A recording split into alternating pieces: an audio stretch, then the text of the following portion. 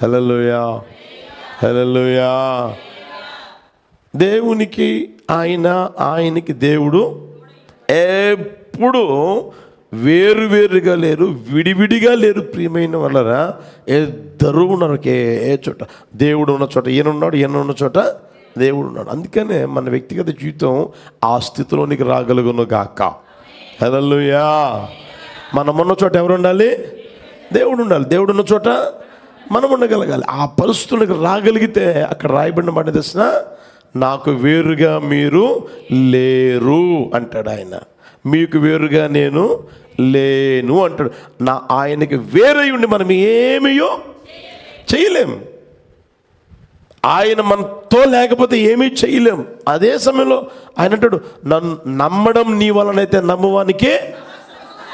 హల్లెలూయా.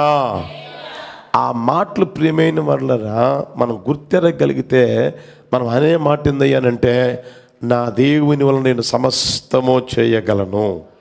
హల్లెలూయా. ఇదే మాట దైవజనుడైన పౌలు గారు మాట్లాడారు, గమనించండి. 4వ అధ్యాయం 12వ వచనం. ఫిలిప్పీ పత్రిక 4వ అధ్యాయం 12వ వచనం. ఫిలిప్పీ పత్రిక 4వ అధ్యాయం 12వ వచనం.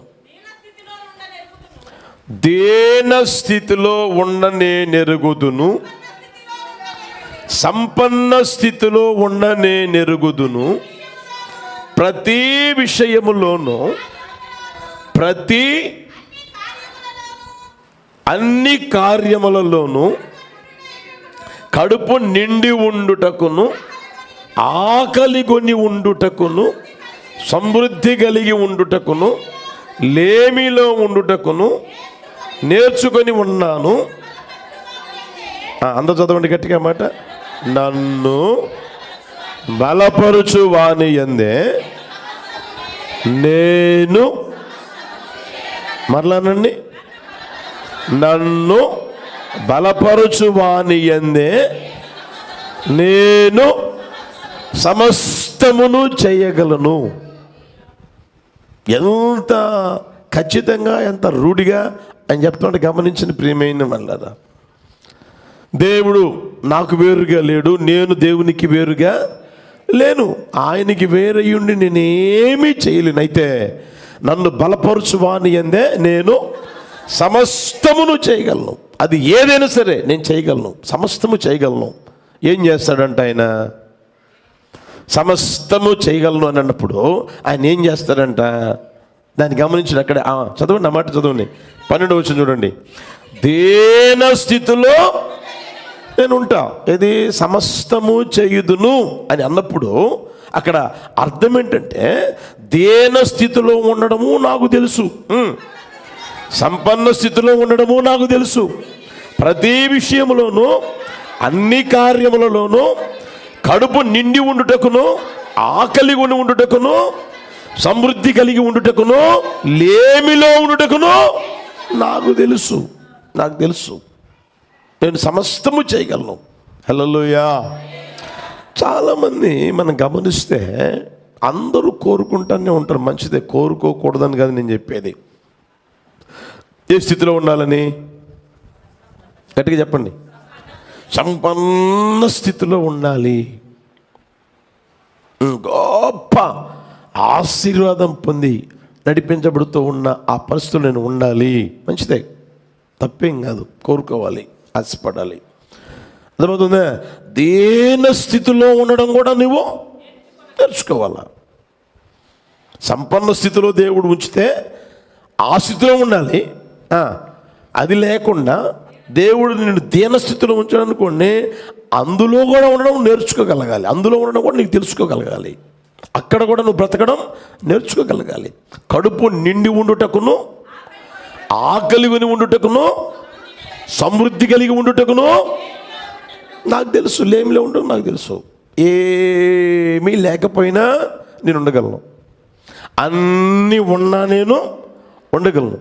కడుపు నిండా తినేదానికి నాకు తెలుసు, ఆకలి కొని ఉండడం కూడా నాకు తెలుసు అంటాడు. ప్రియమైన వాళ్ళరా, అది చెయ్యాలి అని అనుకున్నప్పుడు నీకేం కావాలి అంటే దేవుని బలం కావాలి. అర్థమవుతుందా? నన్ను బలపరుచు వాని యందే నేను సమస్తము చేయగలను అనే ఆ మాట మాట్లాడడం చాలా ఈజీ, చెప్పడం ఈజీ. ఆ కార్యం నీలో కనిపించాలి అని అనుకున్నప్పుడు నీకు అవసరం ఏంటంటే దేవుని బలం నీకు కావాలి, దేవుని సహాయం కావాలి. దేవుని బలం మనం పొందుకుంటూనే ఉండాలి. ఏ నాటికి ఆ రోజు ఆయన బలం పొందుకుంటూ ఉన్నాం అనుకున్న ప్రియమైన వాళ్ళరా, మనం దేన స్థితిలోనైనా ఉంటాము, సంపన్న స్థితిలోనైనా ఉండగలుగుతాము, కడుపు నిండైనా ఉంటాము, ఆకలిలో దేవుడు నడిపించినా కూడా మనం ఉంటాం ప్రియమైన వాళ్ళరా. సమృద్ధి కలిగైనా ఉంటాము, లేమిలో కూడా మనం ఉండగలుగుతాం. దానికి బలం పొందుకుందాము గాక. హల్లెలూయా, హల్లెలూయా. ఈరోజు చూడండి ప్రియమైన వాళ్ళరా, సమృద్ధి అనుభవించడం అందరికీ చేతవుతుంది. అర్థమవుతుందా? అంటే సంపన్న స్థితిలో ఉండడం అందరికీ చేత అవుతుంది, కడుపు నిండా తిని ఉండడం అందరికీ చేత అవుతుంది. అర్థమవుతుందా? ఆ మాటలోనే మీకు చెప్తా ఉన్నా. అక్కడ ఏముంది చూడండి, సంపన్న స్థితి ఉంది, తర్వాత ఆ కడుపు నిండిన స్థితి ఉంది, సమృద్ధి కలిగిన స్థితి ఉంది. అవునా కదా? సమృద్ధి, తర్వాత సంపన్నత, తర్వాత కడుపు నిండుట. అంటే అర్థం ఏంటి? ఈ మూడు కలిపి ఒకటే. వ్రాయబడిన ఆ స్వభావాలు వేరు. సంపన్న స్థితి, తర్వాత కడుపు నిండా ఉండడం, తర్వాత సమృద్ధి కలిగి ఉండడం. ఇవి కోరుకుంటారు, ఇవి అనుభవించడం చాలామందికి ఈజీ మెథడ్ అన్నమాట. సింపుల్గా ఉంటుంది. సమృద్ధి ఉంది, మన ఇష్టం, ఏది కావాలంటే తెచ్చుకుంటాం. ఏమండి? ఏది కావాలంటే తెచ్చుకుంటాం, ఏది కావాలంటే తింటాం, ఏది కావాలంటే చేసుకుంటూ ఉంటాం. ఎందుకని చెప్పండి? చేతి నిండా ఉన్నాయి, సమృద్ధి ఉంది. అర్థమవుతుందా? సమృద్ధి అనేది ఉన్నప్పుడు ఏది కావాలంటే అది చేస్తూనే ఉంటాం. అదే సమయంలో లేమి అనేది ఉంటే, ఆకలి అనేది ఉంటే, దేన స్థితి అనేది ఉంటే నువ్వు ఉండగలుగుతున్నావా? అందులో ఉన్నట్లుగా ఇందులో ఉండగలుగుతున్నావా? సంపన్న స్థితిలో ఎలా అయితే ఉండగలుగుతా ఉన్నావో దేన స్థితిలో కూడా అలాగే ఉండగలుగుతున్నావా? ఓసారి ఏం జరిగిందంటే, ఆ అమ్మాయి బాగా చదువుకున్నది, చదివి బాగా కష్టపడి రెయిన్బోలో కష్టపడి చదివి ఐఏఎస్ అయింది, కలెక్టర్గా మారింది. అంటే ఒక జిల్లాని పరిపాలించే అధికారిగా మారిపోయింది. ఆ తర్వాత ఎంత ఉద్యోగం చేసినా, ఏ స్థితిలో ఉన్నా ఒక రోజున పెళ్ళి అయితే చేయాలి కదా. ఆ తల్లిదండ్రులు మొత్తం మీద సంబంధం చూసి పెళ్లి చేశారు. నా ఇంటికి పోయి నడిపించబడతానే ఉంది, రోజులు గడిచిపోతానే ఉన్నాయి. దేవుడు జ్ఞాపకం చూసుకుని గర్భం ఇచ్చాడు. గర్భవతిగా మారి రోజులు గడుస్తూ ఉన్నాయి. ఒక 5 నెలలో 6 నెలలో అయింది ఆ పరిస్థితి. అయినప్పుడు ఏం జరిగిందో మనకు తెలియదు, కానీ అబార్షన్ అయిపోయిందంట. అబార్షన్ అయిపోతే ఇక చుట్టుపక్కల అందరూ అంటారు కదండి, ఆ మాటలకి తట్టుకోలేక, ఆ వేదన భరించలేక ఆ మనిషి ఊరేసుకొని చచ్చిపోయిందంట. దేనికి? అబార్షన్ అయిన దానికే ఊరేసుకొని చచ్చిపోవాలా? మరలా దేవుడు ఇవ్వడా? మరలా ఇక ఏదో గర్భం రానట్లుగా, ఇక పిల్లలు పుట్టరు అన్నట్లుగా. ఇది చదువుకోని మూర్ఖులు ఉంటారు, కొంతమంది చదువు రానోళ్ళు, తెలివితేటలు లేనోళ్ళు ఉంటారు. ఆ అమ్మాయి ఎవరు? కలెక్టర్గా మారిన ఆ స్థితి అని అంటే ఎంత కష్టపడే అనుభవం ఉంటుంది, ఎంత చదువుకున్న అనుభవం ఉంటుంది, ఎన్ని తెలివితేటలు ఉండుంటాయి ప్రియమైన వాళ్ళరా. ఒక బెకారుడు కలెక్టర్ అవుతాడా? ఎన్ని తెలివితేటలు ఉండాలి, ఎంత చదువుకోవాలి, ఎంత జ్ఞానం ఉండాలి. మరి అదంతా ఏమైపోయింది? ఒకసారి గుర్తెరగండి. అంటే ఉన్న స్థితి అయితే అందరూ ఏం చేస్తారు? హ్యాపీగా ఉంటారు, ఆనందంగా ఉంటారు, అన్నీ జరిగిపోతూ ఉంటాయి, అన్నీ హ్యాపీగా ఉన్నట్లుగానే ఉంటుంది. సంపన్న స్థితి ఉన్నప్పుడు, కడుపు నిండా తిన్నప్పుడు, కడుపు నిండా ఉన్నప్పుడు, లేమి అనేది తెలియనప్పుడు అన్నీ బాగానే ఉంటాయి. అదే సమయంలో లేమి కలిగింది. అదే సమయంలో తిందాం అనుకుంటే కడుపు నిండా తిండి లేదు. అదే సమయంలో ఆ స్థితి దేన స్థితిలోనికి వచ్చేసేసింది. ఆ స్థితిలో కూడా ఏమంటే ముందు ఉన్న ఆ స్థితిలో ఉన్నట్లుగా ఈ స్థితిలో ఉండగలరా? తట్టుకోగలరా? తట్టుకోలేరు, ఉండలేరు. ఆ తర్వాత వాళ్ళు ఒకవేళ ఉండాములే అని అనుకున్నా సూటిపోటు మాటలు ఎక్కువైపోతూ ఉంటాయి. ఏం జరిగితే పోగొట్టుకున్నారు, ఏం చేస్తే పోగొట్టుకున్నారు, ఏమండి ఆస్తి అంతా ఉన్నది, ఆస్తి అంతా పోగొట్టుకున్నారు, ఏం జరిగిందో ఏమో అర్థం కావట్లేదు. ఏమండి ఒక్క రోజుల్లోనే యోబు ఆస్తి అంతా పోతే ఆయన ఎంతమంది ఎన్నని ఉంటారు? ఒకసారి గమనించండి. దానికి మనకు బలం కావాలి. దేనికై అంటే ఇప్పుడు చెప్పండి, నన్ను బలపరుచువాని యందే నేను సమస్తము చేయగలను అనేదానికి నీ వ్యక్తిగత జీవితంలో బలం పొందుకుంటూ ఉండగలగాలి. అది ఎక్కడి నుంచి వస్తాయి అంటే ఇప్పుడు చెప్పండి, నా దేవుడు ఏం కావాలి? నాకు వేరుగా ఉండి మీరేమియో మీ వల్ల కాదు. ఆయనకి వేరుగా ఉండి నువ్వు ఉండాలనుకున్నా కూడా ఉండలేవు, నీ వల్ల కాదు. ఆయన ఎప్పుడైతే నీతో ఉంటాడో, నీవెప్పుడు ఆయనతో ఉంటావో అప్పుడు నువ్వు సమస్తము చేయుటకు బలం నా ప్రభు అనుగ్రహించును గాక. ఎలాంటి పరిస్థితుల్లో నేను ఉండగలిగేటట్లుగా బలం దయచేయును గాక. ఇంకా మీకు అర్థమయ్యేదానికి చెప్తాను, గమనించండి. ఇప్పుడు ప్రతి చోట అది మీరు వెళ్ళే చోటైనా సరే, లేదా మీరు ఉన్న చోటైనా సరే, లేకపోతే ఏ చోటైనా సరే ఒకే విధంగా ఉండగలరా? ఉంటుందా? ఒకే విధంగా ఉంటుందా? పరిస్థితులన్నీ ఒకే విధంగా ఉంటాయా? చెప్పలేమండి. ఈ నెలలో వ్యాపారం చేసే వాళ్ళకి 5 లక్షలు వస్తాయి. రేపు నెల వచ్చిందనుకోండి, అప్పుడు 2 లక్షలే వస్తాయి. వాళ్ళ మనసు ఎట్టుంటుంది? పోయిన నెలలో నాకు 5 లక్షలు వచ్చింది, ఈ నెలలో ఏంటి ఇలా అయిపోయింది? పోయిన సంవత్సరం ఇలా ఉన్నా, ఈ సంవత్సరం ఏంటి ఇలా అయిపోయా అనుకుంటారు అనుకోరా? అయితే ఉండగలిగిన స్థితి ఎప్పుడు వస్తుంది తెలిసినా, యేసయ్య నీతో ఉండాలి, మనము ఆయనకి వేరే ఉండి మనము ఏమియో చెయ్యలేం ప్రియమైన వాళ్ళు. అది గుర్తెరుగుదము గాక, ఆలోచన చేసుకుందాము గాక. ఆ మాటల్ని చూడండి. ప్రసంగి పుస్తకం 7వ అధ్యాయం 14 వచ్చిన గమనించండి. ప్రసంగి పుస్తకం 7వ అధ్యాయం 14 వచ్చిన అందరు తీయండి. తీసారా? సుఖదినమునందు చదవచ్చు కదా, అందరు చదవండి. అందరూ వెనక పక్క కూడా. సుఖదినమునందు సుఖముగా ఉండుము, ఆపద్దినమందు యోచించుము.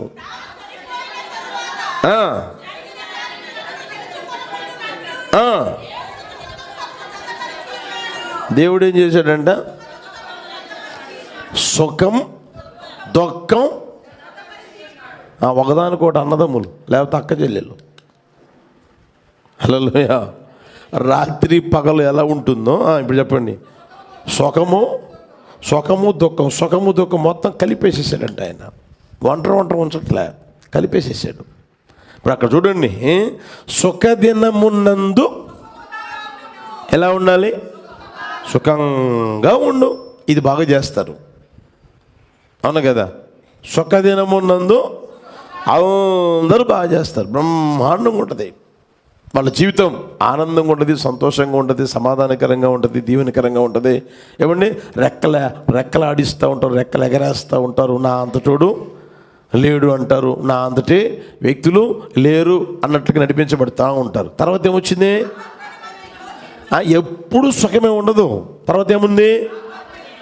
ఆపద్దినము. సుఖదినం ఉన్నట్లుగానే ఆపద్దినం ఉంది. సుఖదినమునందేమో సుఖాన్ని అనుభవించు, ఆపద్దినమున ఏడుస్తా కూర్చో అని లేదు. ఎక్కడ ఉందా? ఏమనుంది? యోచించుము. రాగలుగుతున్నారా? ఆ అమ్మాయి ఉంది, యోచించిందా? సరే పోతే పోయిందిలే, దేవుడు మరలా ఇస్తాడు కదా, చిన్న వయసే కదా, దేవుడు ఇవ్వడా అన్న ఆలోచన ఏమైనా ఉందా? చేసిందా? తలంచిందా? యోచించిందా? ఆలోచించిందా? అన్నట్టు లేదు. ఈరోజు కూడా చూడండి, సుఖంగా ఉన్నప్పుడేమో సుఖపడతానే ఉన్నారు అందరూ. అయితే ఆపద అనేది ఎప్పుడైతే వస్తుందో, లేదా జరగకూడదు ఎప్పుడైతే జరుగుద్దో, ఎప్పుడైతే అనుకోకూడదు ఎప్పుడైతే నీ జీవితంలో ఎదురవుతుందో, ఆ సమయంలో యోచించగలిగే మనసుందా? ఆలోచించగలుగుతున్నారా? దాన్ని గుర్తెరుగుదము గాక, ఆలోచన చేసుకుందాము గాక. అది ఎప్పుడు చేస్తా తెలిసినా, అందుకే నేను అంటాడు, నన్ను బలపరుచువాని ఎందే నేను సమస్తము చేయగలను. నాకు సుఖంగా ఉండడము తెలుసు, అనుభవించడము తెలుసు. ఆపద్దినం వచ్చిందే, అప్పుడు కూడా నేను ఎలా బ్రతకాలో నాకు తెలుసు, ఎలా ఉండాలో నాకు తెలుసు. అనుకున్నది జరిగినప్పుడు ఎలా బ్రతకాలో నాకు తెలుసు, అనుకున్నది జరగనప్పుడు ఎలా ఉండాలో నాకు తెలుసు, అన్నీ నాకు తెలుసు. యేసయ్యకి మహిమ కలుగును గాక. దానికి నీ వ్యక్తిగత జీవితంలో కావాల్సింది తెలిసిన బలం అనేది కావాలి. సుఖము ఉంది, ఆపద ఉంది. సుఖదినం ఉన్నట్లుగానే ఆపద్దినము కూడా ఉంది. రెండు ఉన్నాయి. జీవితం అంటే అదే. హల్లెలూయా. ఇప్పుడు మన స్థాయిలో మనకు సుఖం ఉంది, మన స్థాయిలో మనకే ఆపదలు ఉన్నాయి, ఆపద్దినం వస్తుంది. ఇంకొకరు వేరే స్థాయిలో ఉన్నారు, కోట్లకు పడగలెత్తిన వాళ్ళు ఉన్నారు. వాళ్ళ స్థాయిలో వాళ్ళకు సుఖం ఉంటుంది, వాళ్ళ స్థాయిలో వాళ్ళకి ఉంటాయి, లేకుండా ఏముండవు. ఎవరినైనా అడగండి, పోయి అమ్మని దగ్గరికి పోయి అడగండి. మన దేశంలో అతనే కదా, అమ్మని దగ్గరికి పోయి అడగండి, అయ్యా నీకేమయ్యా అంత డబ్బు ఉంది కదా, అంత ఆస్తుంది కదా, నీ చేతిలో కోట్ల రూపాయల ఫోన్ ఉంది కదా, వేసుకునే బ్యాగ్ కూడా కోట్ల రూపాయలే కదా, నీకేం తక్కువ అని అడగండి.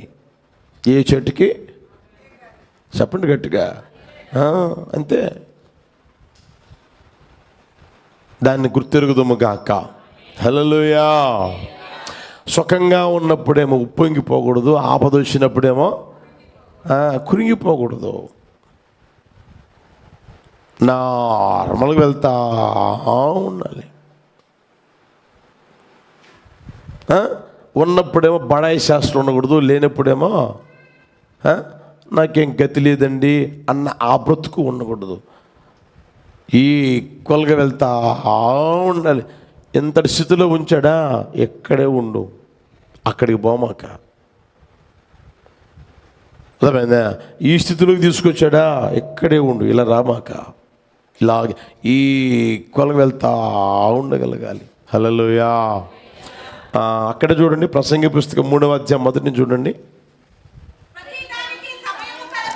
ప్రతిదానికి కలదు, ఆకాశము క్రింద ప్రతి ప్రయత్నమునకు సమయము కలదు, పుట్టుటకు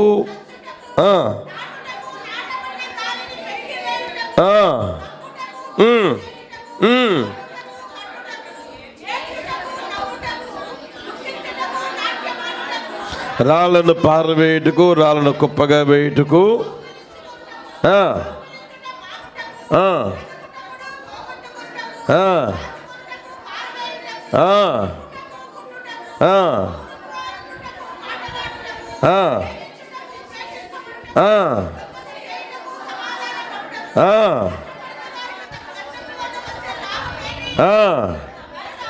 నరులు అభ్యాసము పొందవలనని దేవుడు వారికి పెట్టి ఉన్న దేని కాలమందు అది చక్కగా ఉండునట్లు సమస్తమును ఆయన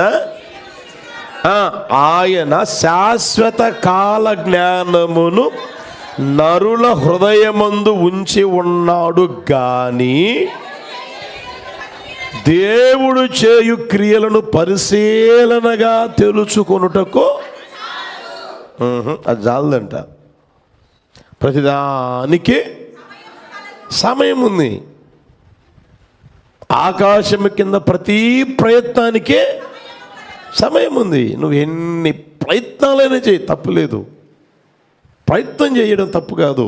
అయితే దానికి నీ ప్రయత్నానికి ఒక సమయం ఉంది. ప్రతిదానికి సమయం ఉంది. శాశ్వత కాల జ్ఞానమును దేవుడు ఎక్కడ పెట్టాడంట? హృదయంలో పెట్టాడు. అయితే అది తెలుసుకునేదానికి వారికి పరిశీలనగా తెలుసుకుంటూ అది వారికి చాలంలే, సరిపోవడంలే. అందుకనే ప్రభు అంటాడు, నాకు వేరుగా ఉండి మీరు ఏమీ చేయలేరు. అయితే నన్ను నమ్మావా, నువ్వు సమస్తము చేస్తావు, సమస్తము చేయగలవు. నా మీద నువ్వు నమ్మకం ఉంచుకున్నావా, సమస్తమును నువ్వు చేయగలవు. అందుకని నేను అంటాడు, నన్ను బలపరుచు వాని యందే నేను సమస్తము చేస్తాను. ఏం చేస్తున్నాడు అయ్యా అంటే, దేన స్థితిలో ఉండడం నాకు తెలుసు, సంపన్న స్థితిలో ఉండడము నాకు తెలుసు, కడుపు నిండి ఉండుట నాకు తెలుసు, ఆకలి కొని ఉండుట నాకు తెలుసు, సమృద్ధి కలిగి ఉండడము నాకు తెలుసు, లేమి కలిగి ఉండడము నేను నేర్చుకుని ఉన్నా. కనుక నాకు సమస్తము చేయడం తెలుసు. ఎందుకంటే ఆయన నన్ను బలపరుస్తూ ఉన్నాడు, ఆయన నన్ను బలపరుస్తూ ఉన్నాడు. హల్లెలూయా, హల్లెలూయా. చూడండి ప్రియమైన వాళ్ళరా, ఉన్నప్పుడు ఎలా అయితే ఉంటారో లేనప్పుడు కూడా అలాగే ఉండలేని మనస్తత్వంతో ఈరోజు నడిపించబడతా ఉంటారు. దేవుడు ఎంతైతే ఘనపరుస్తూ ఉంటాడో, ఏమండి అక్కడ చూడండి, అక్కడ ప్రసంగి పుస్తకం రాయబడిన మాట తెలిసిన, నరులు అభ్యాసము పొందవలెనని వారికి పెట్టి ఉన్న కష్టానుభవం. నరులు అభ్యాసము పొందవలెనని దేవుడు వారికి పెట్టి ఉన్న, అంతే. మనం అభ్యాసం పొందాలి, మనం నేర్చుకోవాలి, మనం ఎరగాలి, గ్రహించేదానికి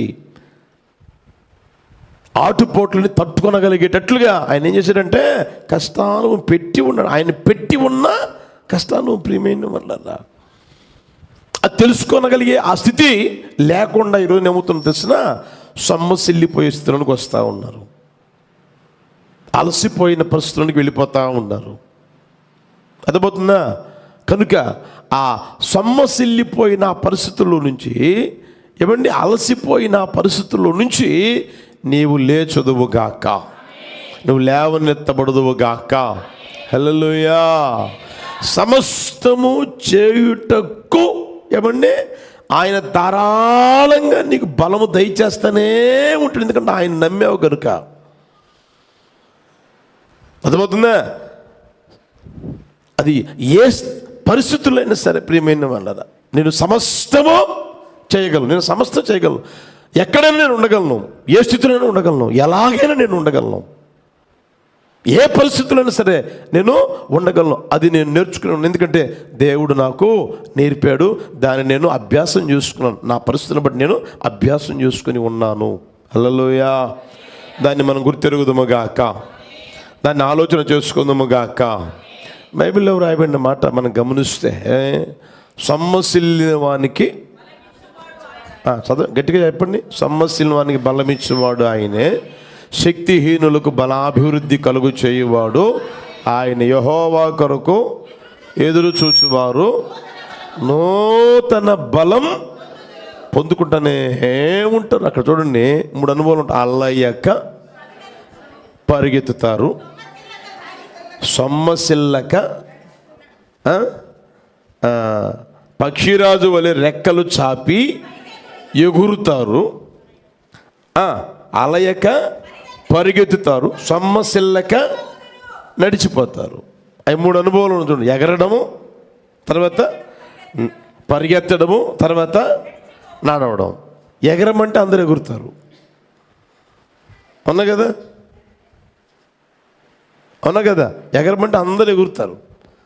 పరిగెత్తమన్నా కూడా అందులో కొంతమంది పరిగెత్తుతూనే ఉంటారు. అయితే ఎగిరిన జాలేరా, పరిగెత్తి జాలేరా, నోరు మూసుకొని కాస్త అడుగులో అడుగు వేయడం నేర్చుకో, అడుగులో అడుగు వేసి నడవడం నేర్చుకో అన్నామనుకో. ఏమండి, నేను ఎంతకాలం ఎగిరానండి, ఆకాశంలో ఎగిరానండి, అసలు నా పరిస్థితి ఏముందో ఏమనుకున్నానండి అని అప్పుడు చెప్పకూడదు. ఎగరమన్నాడా, అక్కడ ఎగురుదుముగాక. హల్లెలూయా. పరిగెత్తమన్నాడా, అక్కడికి వచ్చి ఈ స్థితిలో నుంచి ఇక్కడికి వచ్చి పరిగెత్తాల.